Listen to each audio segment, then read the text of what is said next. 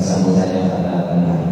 Selanjutnya itu kajian agama yang akan disampaikan oleh Pak Ustaz Reza Abdul Aziz Messi. Para Ustaz untuk kami silakan.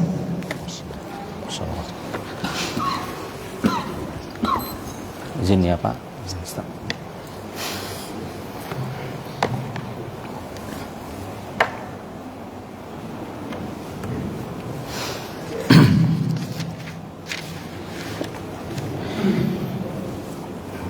Bismillahirrahmanirrahim. Assalamualaikum warahmatullahi wabarakatuh. Semangat ya Bapak Ibu, sebentar saja kita 15 menit udah kita pulang aja lagi nanti. Karena kan kita mau makan. Nah, mau makan-makan, mau snack-snack kata dia kan. Kita nggak usah lama-lama. Yang penting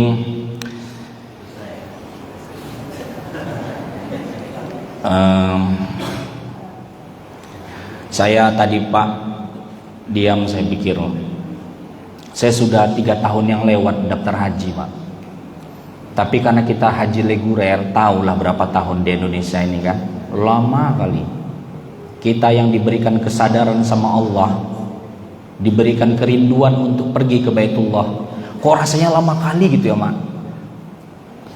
Kadang ada orang yang tidak pengen dia, suami istri daftar haji, qadarullah salah satunya mati.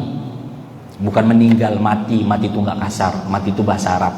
Idza mata ibnu Adam, apabila mati anak Adam.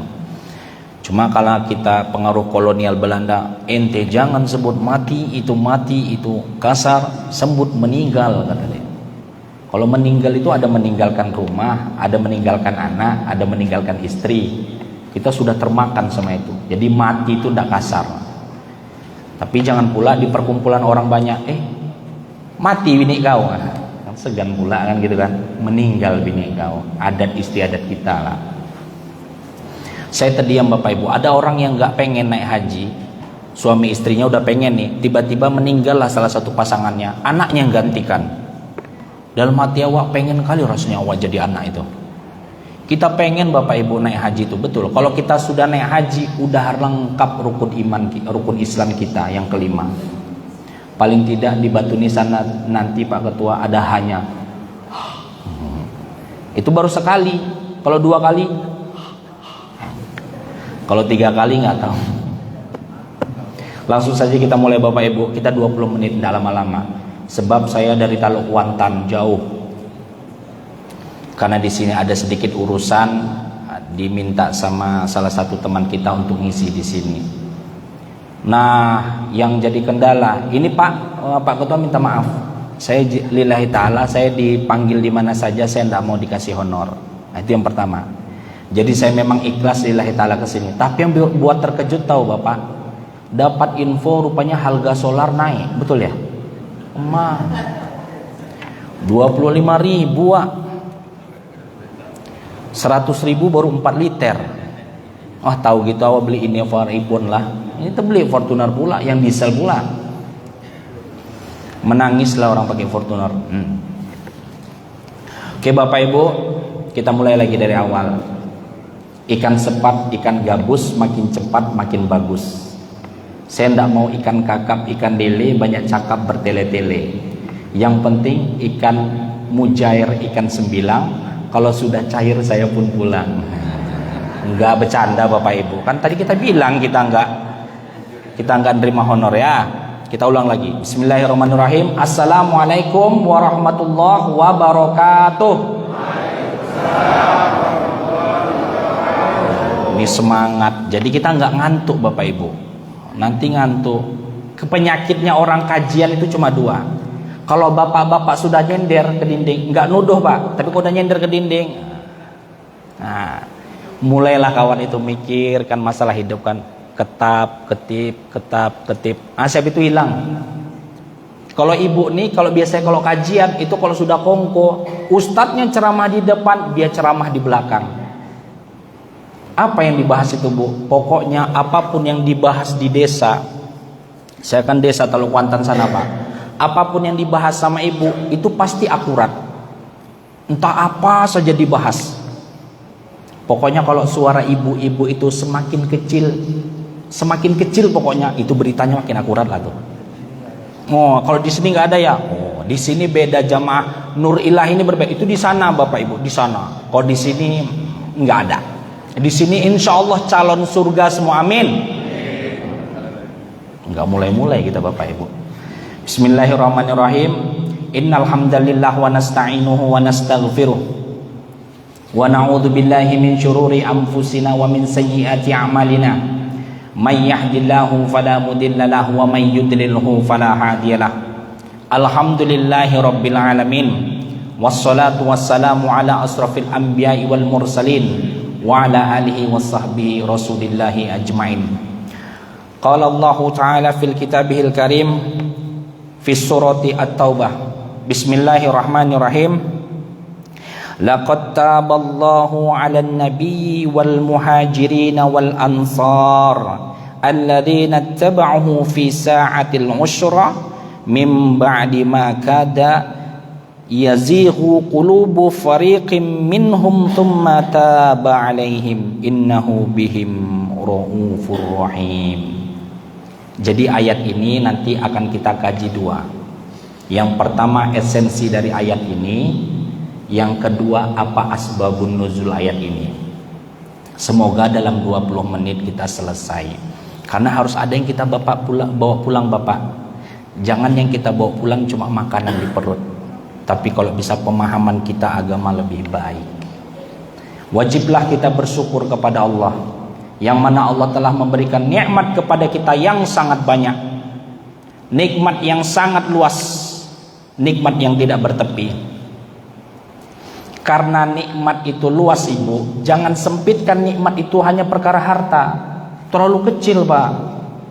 Sehat pun nikmat, hati yang lapang pun nikmat, bahkan punya teman-teman yang baik, berkumpul di tempat yang baik adalah nikmat. Bahkan kata Ibnu Qayyim Al-Jauzi, sakit hati tidak dihargai itu pun nikmat. Tahu Bapak Ibu kenapa kita sakit hati? Karena kita meletakkan harapan di hadapan manusia. Itu membuat kita sakit hati. Andai harapan ini kita letakkan hanya pada Allah, insya Allah sakit hati ini tidak mau. Coba mulai saat ini Bapak tanamkan di dalam diri ini merasa tidak penting. Kebanyakan kita akan merasakan penting. Kalau merasa diri ini tidak penting Pak, jarang kita sakit hati, serius.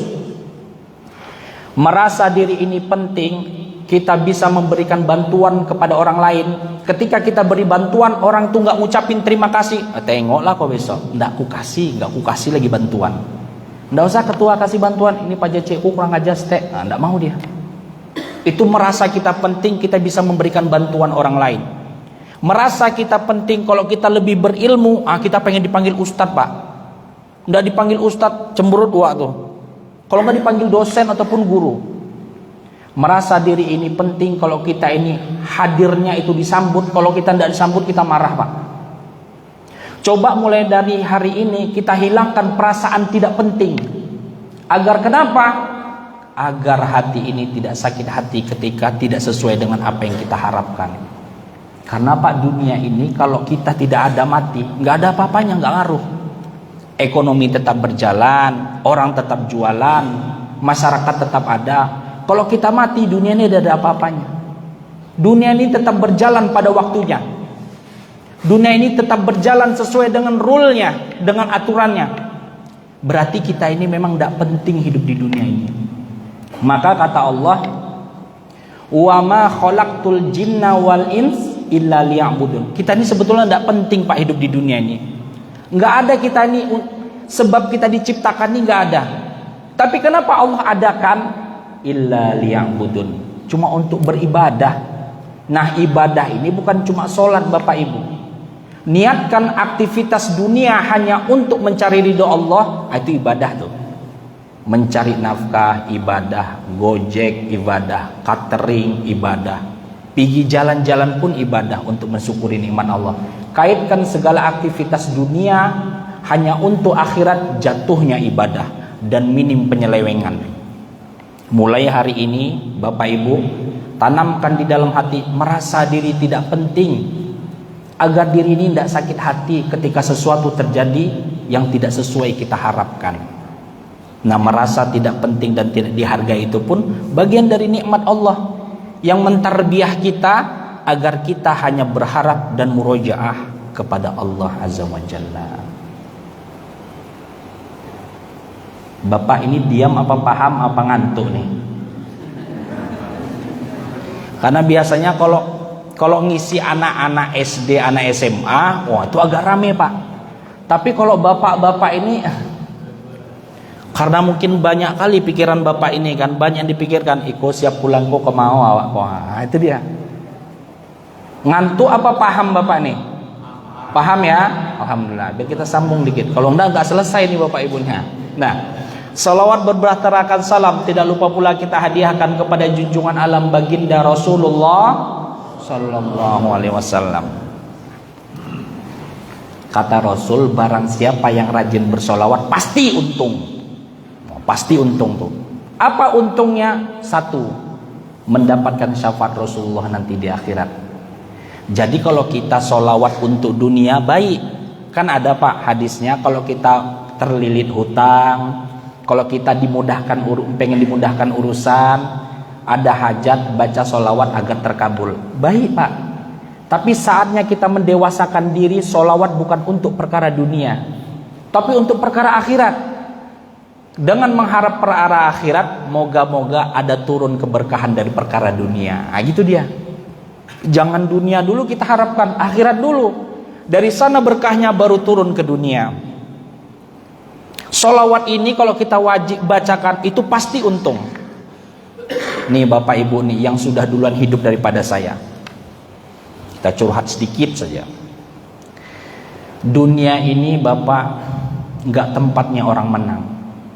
Ada juga yang kalah. Dunia ini nggak tempatnya orang kaya semua Pak. Ada juga yang miskin. Nggak semua pula sakit Pak. Ada juga yang sehat. Dunia ini kalau nggak siang malam, kalau nggak hitam putih, kalau nggak baik buruk, itulah dunia ini Pak. Nggak setiap kita yang duduk di sini kaya. Ada juga yang ekonominya di bawah.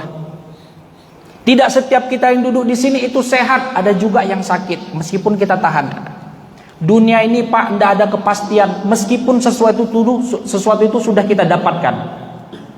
Harta yang banyak, tubuh yang sehat, bahkan jabatan yang tinggi yang kita dapatkan, demi Allah itu tidak bisa kita pegang selamanya. Ada masanya sesuatu yang kita pegang, kalau tidak kita lepaskan, kalau tidak dia melepaskan diri dengan paksaan. Kita punya harta ini banyak Pak, punya harta banyak. Belum tentu nanti 3 tahun ke depan, dosa 3 tahun, seminggu ke depan harta itu masih kita pegang. Nauzubillah, rupanya anak kita kena kasus ketangkap polisi. Rupanya kena kasus ketangkap polisi nyewa pengacara. Kasusnya kasus narkoba. Bukan cuma sebagai pemakai, tapi pengedar. Duit yang selama ini kita pegang Bapak Ibu, yakinlah itu habis. Karena memang proses hukum di Indonesia ini kalau mau menang, kalau kita mau jujur-jujuran, pasti mahal. Itu tidak bisa kita tipu Pak. Makanya kata orang keadilan hanya untuk orang yang kaya, betul tidak Pak? Tapi kalau untuk orang miskin gimana? Payah keadilan dapat di sini Pak. Karena segala sesuatu memang butuh itu tuh. Butuh yang namanya itu Pak. Dulu memang kita sehat, kemana-mana enak kita berjalan Pak. Sehat itu udah kita pegang, kita main tenis bisa, kita belanja bisa, kita jalan pagi. Apalagi ini hari Minggu ya Bu, Car Free Day. Jalan di situ Bu, jalan di situ Pak. Di situ banyak kali makanan. Tapi kalau ada Cina-Cina rok pendek, tundukkan dikit mata. Jangan dilihat, nanti rusak iman kita. Jalan kita Pak, kemana saja bisa. Tapi balik dari sini, bukan doakan, itu jemaah sana tuh, di sana tuh, bukan di sini. Balik dari sini rupanya sakit. Jangankan untuk berjalan, mengangkat tangan kiri saja dibantu pakai ngangkat tangan kanan. Stroke. Berobat kemana-mana nggak sembuh. Duit yang selama ini kita tabung, yang kita miliki lama-kelamaan habis.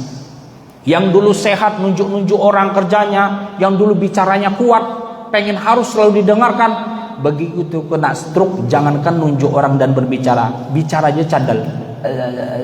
Orang stroke gitu Pak. Coba Bapak lihat kalau orang stroke itu, kasihan kita lihatnya. Padahal dulu waktu sehat.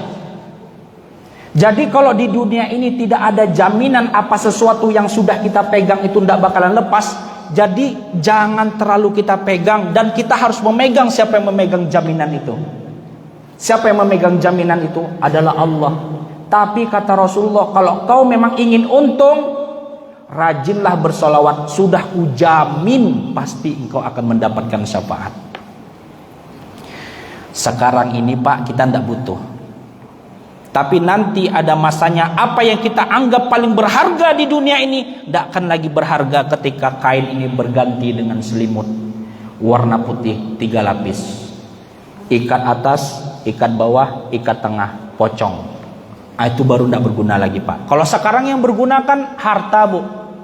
Sekarang yang bergunakan kecantikan. Sekarang kan yang berguna jabatan. Sekarang.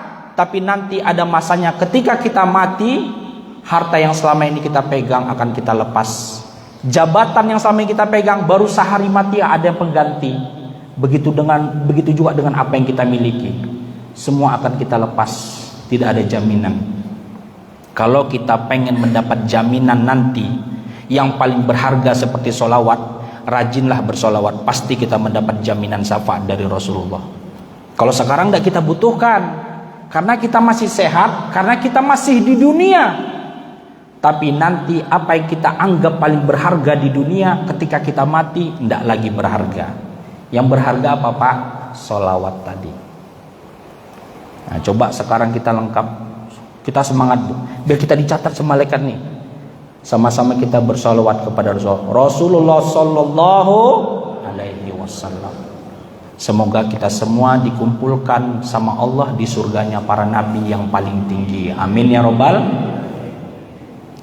Bapak Ibu yang dirahmati oleh Allah. Pak Ketua udah 20 menit Pak Ketua. Astagfirullahaladzim sampai suruh. Ya. Bapak Ibu izin minum ya sedikit ya. Maklum udah tua memang harus sering minum Bu. Assalamualaikum. Izin Pak Ketua ya, izin Pak.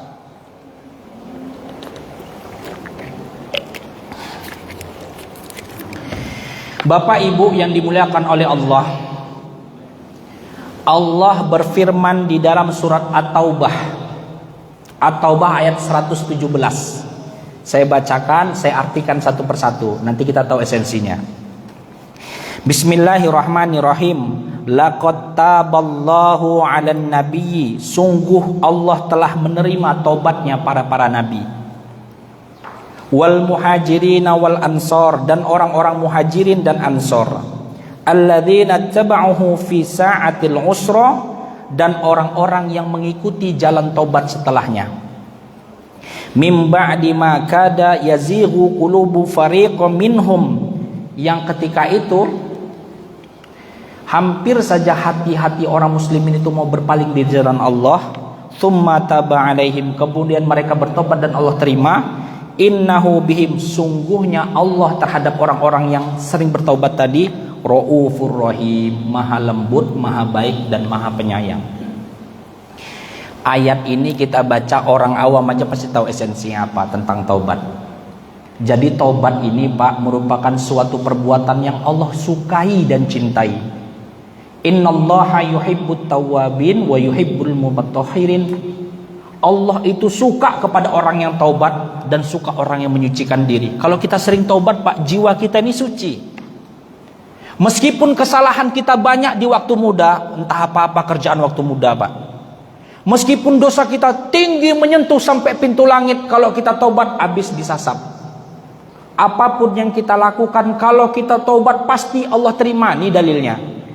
Taubat tidak lagi diterima kalau sudah nyawa sudah di sini. Di gorgoroh, artinya di kerongkongan. Artinya selama nyawa ini belum di kerongkongan, belum sakratul maut, taubatlah Bapak. Itu pasti Allah terima.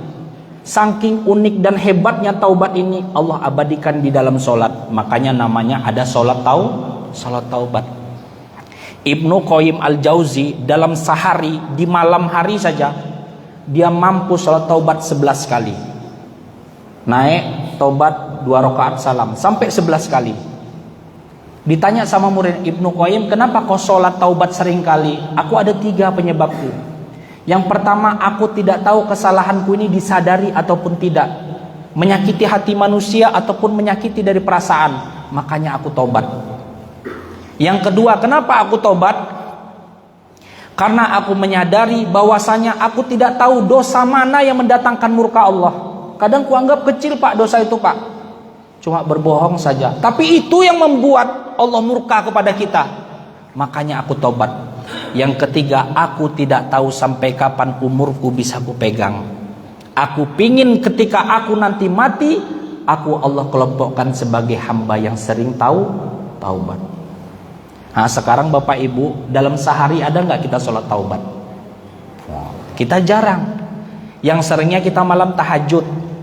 Kalau nggak masuk ke masjid, sholat tahiyatul masjid. Kalau nggak ba'diyah qobliyah. Mulai saat ini sisipkan 1 sholat taubat. Apa bilang? Ya Allah Tuhanku, sengaja aku sholat taubat 2 rakaat. Aku taubat ya Allah dari dosa zahir dan batin, dari dosa mata, dari dosa mulut, kuping, perut, kemaluan, tangan, kaki, dan dari dosa hati. Merasa diri lebih baik, merasa diri lebih berilmu, merasa diri kaya, merasa diri kuasa. Aku bertobat ya Allah. Allahu Akbar. Semoga selesai sholat nanti Pak, Allah mengelompokkan kita sebagai hamba yang tobat. Begitu kita mati dalam keadaan tobat, berarti dosa kita bersih. 1 yang tidak bisa, hutang. Hutang baru boleh dilunasin. Jihad aja Pak, kalau kita mati ada hutang tidak bisa. Rasulullah tidak mau nyolatkan orang yang mati dalam jihad meskipun dia berhutang. Jadi kalau hutang ini harus dibayar sama ahli warisnya. Kalau tidak, kalau dalam keadaan berhutang kita mati, tidak ada yang bayar, kita menghadap Allah sebagai status pencuri. Nah cuma 1 itu Pak. Selebihnya semua dosa yang kita lakukan clear, selesai. Itulah esensi dari ayat ini. Apapun yang kita lakukan, kalau kita tobat pasti Allah terima. Yang kedua, asbabun nuzul ayat ini. Ayat ini turun untuk sahabat yang mana dia merupakan tobat yang paling indah dalam sejarah. Nama sahabatnya Ka'ab bin Malik beserta 2 sahabatnya. Pertama Ka'ab bin Malik, kedua Mararah bin Rabi', yang ketiga Hilal bin Umayyah. 3 sahabat ini tobat Pak. Kenapa tobat? Tidak ikut perang Tabuk. Ibu asal tahu, perang Tabuk itu perang yang terakhir Rasulullah pimpin langsung. Yang kedua, perang yang paling terberat yang pernah dialami sama Rasulullah. Di dalam sejarah disebut Jaz'ul Usrah. Perang yang dalam keadaan sulit, itulah perang Tabuk. Kenapa perang dalam keadaan sulit? 3 penyebabnya. Yang pertama Pak, musim panas itu terjadi di bulan Rajab sama di bulan Oktober di masa itu. Perang ini terjadi di 9 Hijriah. Kalau di kalender Masehi 630 Masehi. Terjadi di bulan itu, puncaknya sangat panas. Bagi orang yang pernah umroh, Bapak tanya ke sana. Di Indonesia ini, terutama di Riau, yang paling panas itu Pak 39 derajat. Di sini Pak, di Pekanbaru. Pernah dulu ada berita sampai 40 derajat, tapi cuma sehari, yang 6 bulan tidak hujan-hujan. Cuma sehari. Saya itu kalau nggak 38, 39, 38, 39. Tapi kalau di Arab tiba musim panas Pak, itu 42 derajat. Keluar kita tengah hari di negeri Arab sana Pak, kalau lagi musim panas, setengah jam sendal itu lunak, copot-copot. Kalau sudah panas di siang hari, malamnya Pak dingin kali menusuk tulang. 3 lapis masih dingin, tambah jaket, tambah sebo, tambah peci masih dingin, tambah kaos kaki, tambah sarung tangan masih dingin. Matikan AC masih dingin. Itulah di Arab Pak. Kalau malam dinginnya minta ampun, kalau siang panasnya minta ampun. Kalau tiba musim panas, itu di Arab sana. Maka ini yang menyebabkan perang ini yang sangat terberat. Kenapa? Karena musimnya lagi musim panas di Arab Saudi pula. Yang kedua, karena musim panas banyak masyarakat di Madinah gagal panen. Masyarakat Madinah waktu itu pemasukannya dari gandum dan dari kurma. Karena musim terlalu panas, serbuk sari enggak berkembang dengan baik, maka banyak yang gagal panen. Sehingga saat itu musim panceklik, semua orang pada susah. Semua orang pada susah. Kalau udah pada susah nih Pak, kalau mengumpulkan kenopi masjid aja payah. Misalnya Pak Ketua, kita mau buat kenopi masjid. Oke jamaah, kita insya Allah karena jamaah kita akan rame lagi, kita buat kenopi masjid. Di total ada 10 juta. Kira-kira gimana kita iuran? Ini musim susah Pak. Jamaah diam tuh Pak, diam aja. Mau bilang enggak takut dimusuhi, mau bilang iya ekonomi lagi susah. Pertama musim panas, yang kedua musim susah, yang ketiga jarak tempuhnya sangat jauh Pak. Dalam catatan riwayat dari Madinah ke Perang Tabuk itu 800 km kalau nggak 1000. Kalau 1000 km Pak dari sini Pekanbaru perbatasan Aceh, itu bukan pakai bus ALS Bang, pakai unta. Bayangin, bukan kuda tapi unta. Saking susahnya musim itu, satu unta dinaiki 10 orang. Caranya 1 kilo jalan turun waktu naik wak lain. 1 kilo jalan turun waktu naik wak lain. Pokoknya satu unta dinaiki 10 orang. Itulah Perang Tabuk. Perjalanannya ke Medan bukan ke Bangkinang. 1000 kilometer musim panas yang dilewati 3 tempat. Yang pertama Wadi Al-Ula, tempat kaum Tsamud dihancurkan. Yang kedua Al-Hijr, tempat Madain Soleh, yang di situ tidak boleh Pak diminum airnya di zaman Rasulullah. Karena di situ pernah kaum Nabi Tsamud itu dihancurkan karena kedurhakaan. Tidak boleh meminum air di situ kecuali satu sumur, yang mana sumur itu pernah diminum sama untanya Nabi Saleh. Cuma itu boleh minum. Saat itu perbatasan antara Madinah sama Perang Tabuk. Nah, perbatasan itu jauh Bapak. Inilah yang menyebabkan perang ini perang terberat sama Rasulullah.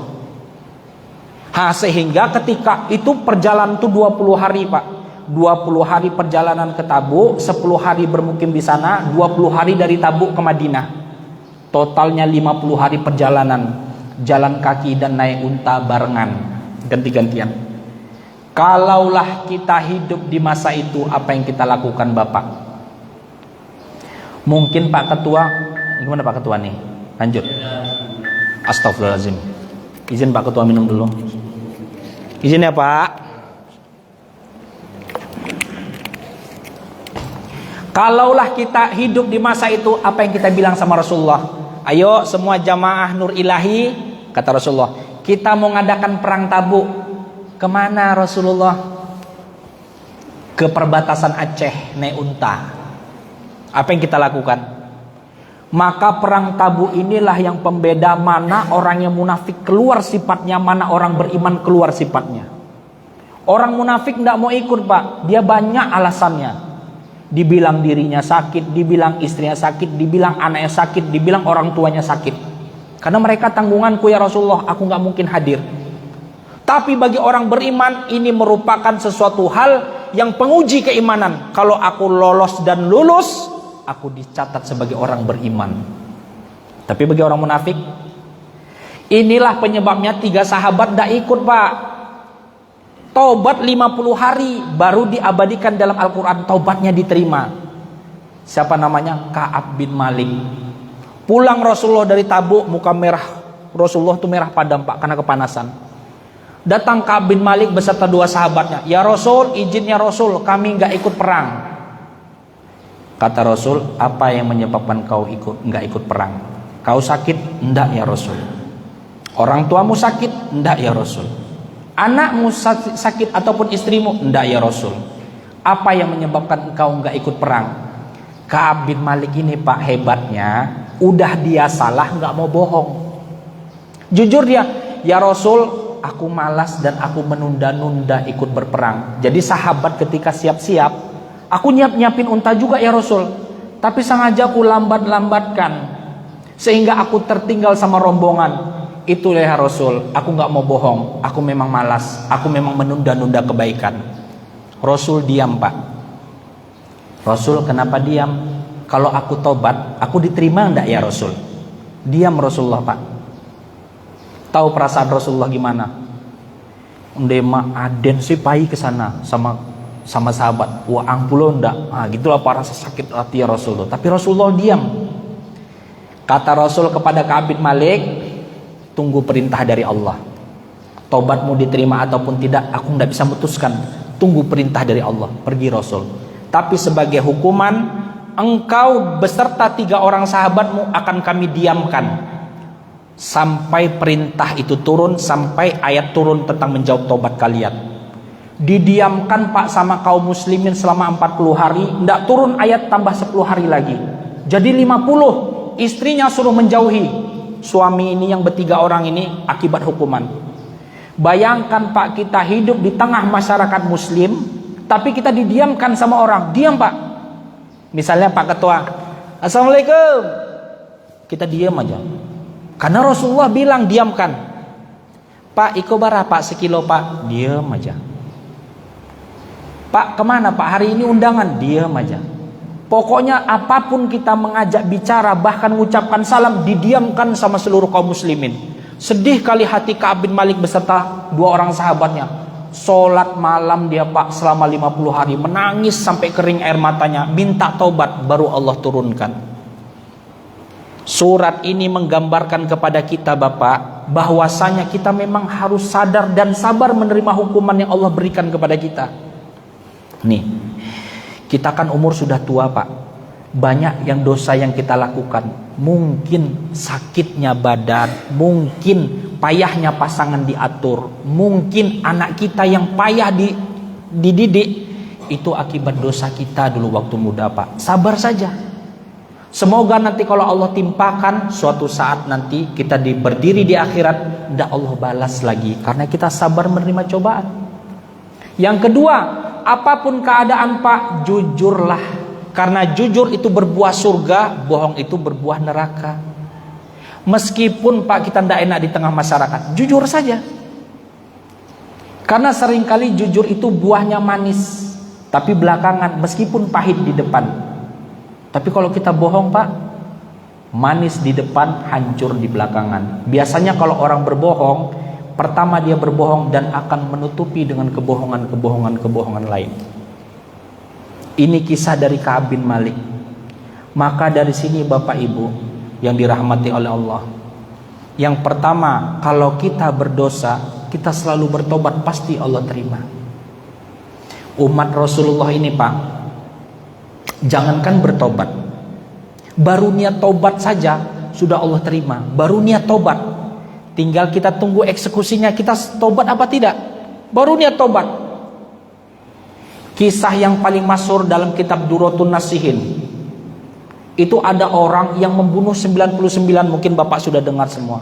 Bunuh 99, pengen tobat. Rupanya begitu datang kepada ustadz yang belum tapi matang, ustadz yang belum begitu alim, yang hari ini dia belajar, besok udah ngajar. Wah, kan banyak ustadz dadakan sekarang. Datang, rupanya begitu datang, ya Pak, ini kira-kira saya ini kalau tobat diterima enggak? Kata bapak itu, emang apa dosamu? Dosaku membunuh Pak. Siapa yang kau bunuh? Anak-anak. Siapa itu? Orang tua. Siapa itu? Perempuan. Kalau kayak gini dosamu, enggak mungkin kau diterima, karena terlalu besar. Kata Rasulullah, jangankan membunuh 99 orang, membunuh satu saja sama dosanya dengan membunuh kaum muslimin tanpa hak yang jelas. Jadi nggak diterima Pak, nggak diterima. Ini dosanya sangat berkarat. Bahasa kita sontoloyo. Orang pemarah, orang pembunuh Pak, dikatain sontoloyo, naik darahnya, kurang ajar nih Ustaz. Lempengin aja jadi 100, langsung dilempengin 100. Mati Pak. Akhirnya dia mencari ustadz lain untuk memandu dia untuk tobat. Tapi di tengah jalan qadarullah dia meninggal. Udah meninggal, dicatat sama malaikat, ini orang dalam keadaan tobat ataupun tidak. 2 malaikat turun. Pertama malaikat azab, kedua malaikat rahmat. Kata malaikat azab, ini orang sudah pasti masuk surga. Kenapa? Karena dia telah ingin. Ini orang sudah pasti masuk neraka, kata malaikat azab. Kenapa? Karena dia telah membunuh orang banyak. Kata malaikat rahmat, ini orang belum tentu masuk neraka karena dia pengen tobat. Ngadu sama Allah, diukur. Rupanya lebih dekat tempat dia tobat dari tempat dia meninggalkan maksiat. Belum tobat tuh Pak, baru niat tobat. Apalagi kita umat Rasulullah. Ayat ini menggambarkan kepada kita, sebanyak apapun dosa kita Pak, Jangan pernah meninggalkan sholat taubat dan selalu bertobat. Karena setan tidak akan pernah berhenti sampai kita mati menggoda kita. Maka kita tidak pernah berhenti pula bertobat kepada Allah. Udah selesai Pak, Bapak sudah bosan dengarnya, saya sudah capek menyampaikannya. Oke. Udah kita tutup ya Bu, karena kan kita mau makan. Oke ya, lebih dan kurang saya minta maaf. Semoga Bapak Ibu ditetapkan hati dalam iman dan kita berkumpul di surga Allah bersama-sama. Amin ya robbal alamin. Fa'tabiru ya ulil absar la'allakum tuflihun. Assalamualaikum warahmatullahi wabarakatuh.